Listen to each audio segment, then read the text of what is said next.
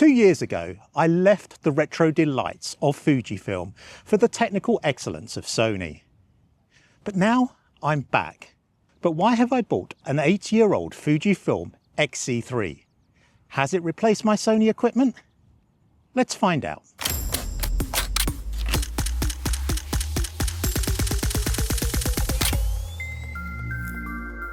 So it was just under 2 years ago that I left the Fuji ecosystem for Sony.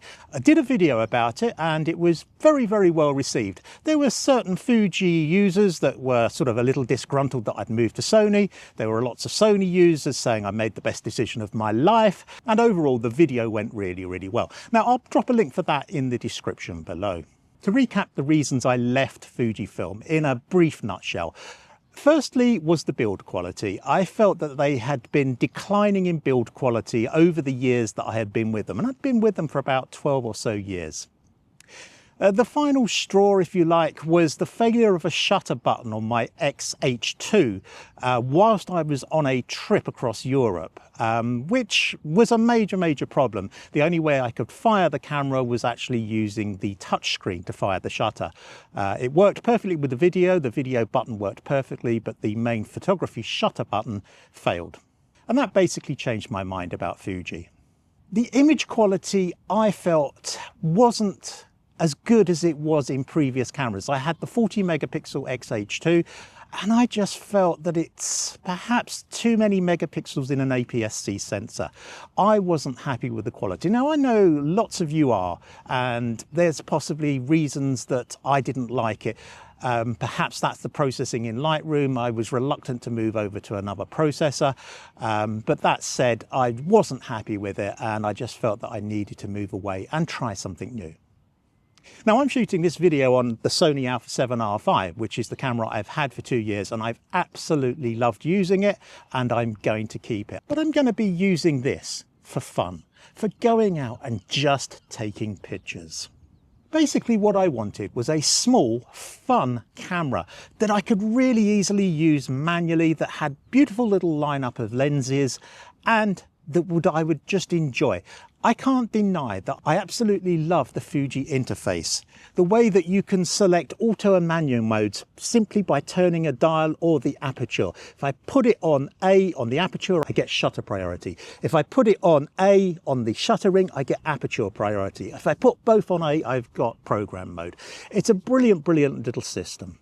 Now, before we go too far, this strap was supplied to me by K&F Concept and it's absolutely ideal. They've asked me to do a little review of this whilst talking about this particular camera.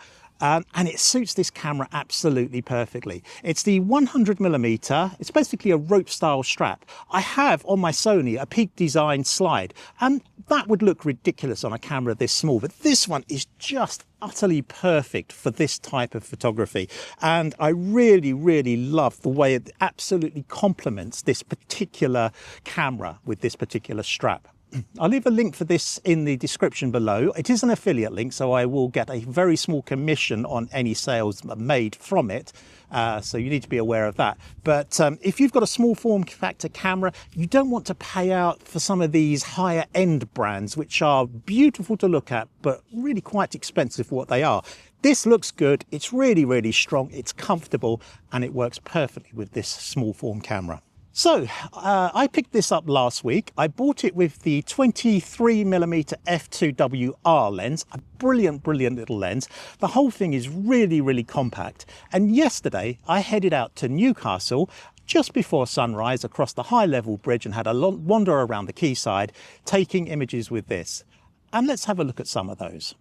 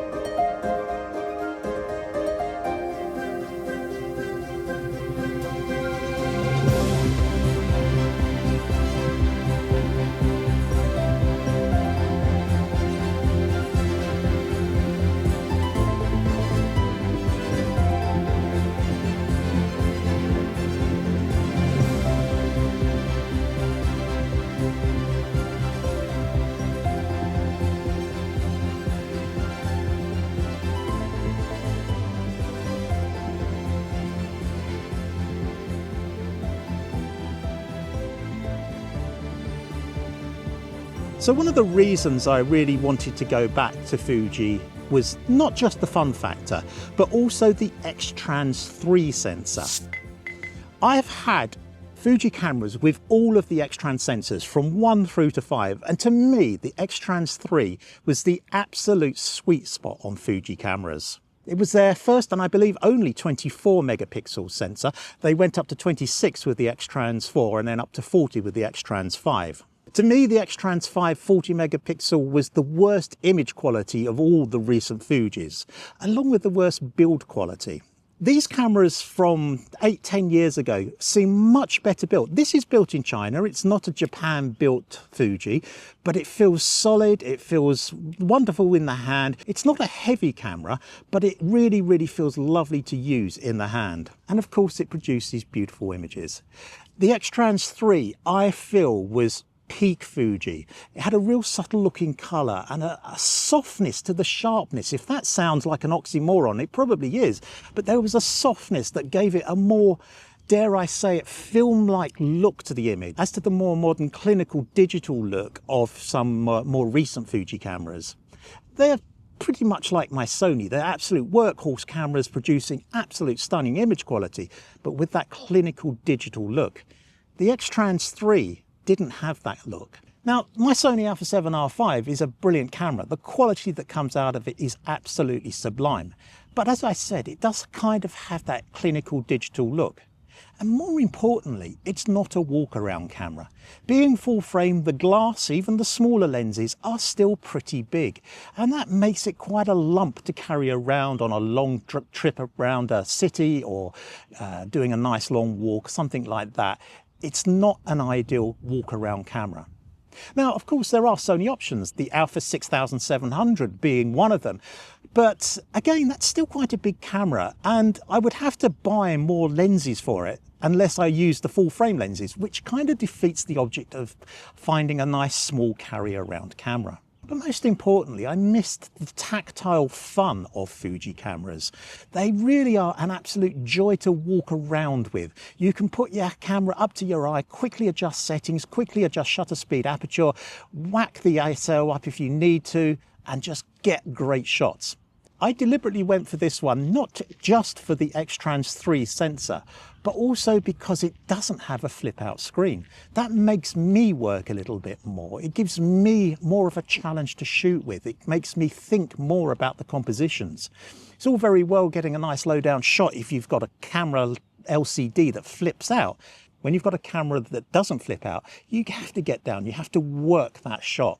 It's a tiny camera, a tiny lens, probably not much bigger than the X100 series, and it packs a punch way above its weight. It really is a sublime little camera. Now, you might ask me, why didn't I go for the X100?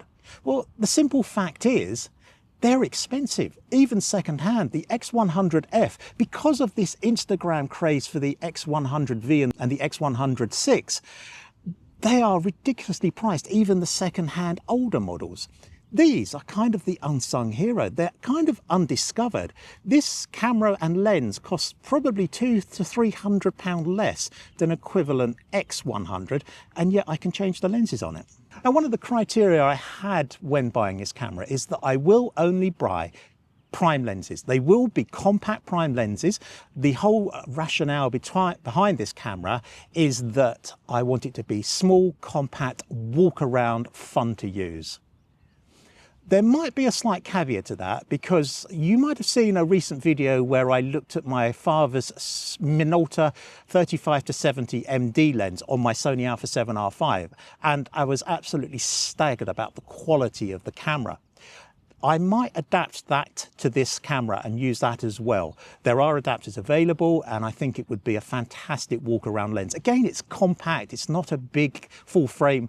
Well, technically it is a full frame lens, but it's still a very compact zoom and outstanding quality. And of course, being all manual, it kind of works with the ethos of this particular camera setup. So my walk around Newcastle yesterday morning was, quite frankly, one of the most enjoyable experiences I've had in photography in a long, long time. I hope you like some of the images that I've been showing to you. It's really reignited my passion for fun photography, if you like. I love doing sort of preconceived, conceptual type images where I know what I'm going to try and get before I even take the image. But honestly, sometimes just walking around, thinking on your feet, run and gun style photography where you see things and you just take it, regardless of whether it's going to come out well or not, is just a beautiful way to actually take photos. And this camera really enables me to do that. I shot mainly manual yesterday. I was using the aperture ring, which is an absolute joy. The shutter speed, I wasn't even looking at the histogram. I quickly chimped the screen to see if what I was trying to achieve worked. If it didn't, I would just change the exposure as required. The only concession to automation was to use autofocus, and the little joystick on the back of this camera is an absolute joy for autofocus. It's so easy to put a spot point on your subject and get the shot really quickly. So I'm back with Fuji. As a fun camera, I'm staying with Sony and I will continue to expand my Sony system, but this I will be keeping, and I might even do some comparisons with the Sony. It will be quite interesting to put the Sony in APS-C mode, 24 megapixel, and compare the two cameras side by side. That's for the future. If you've got Fuji or are planning to get into Fuji or have left Fuji, let me know your thoughts in the comments below. If you've enjoyed the video, a like would be fantastic, a subscription would be even better, and I really look forward to seeing you in the next one.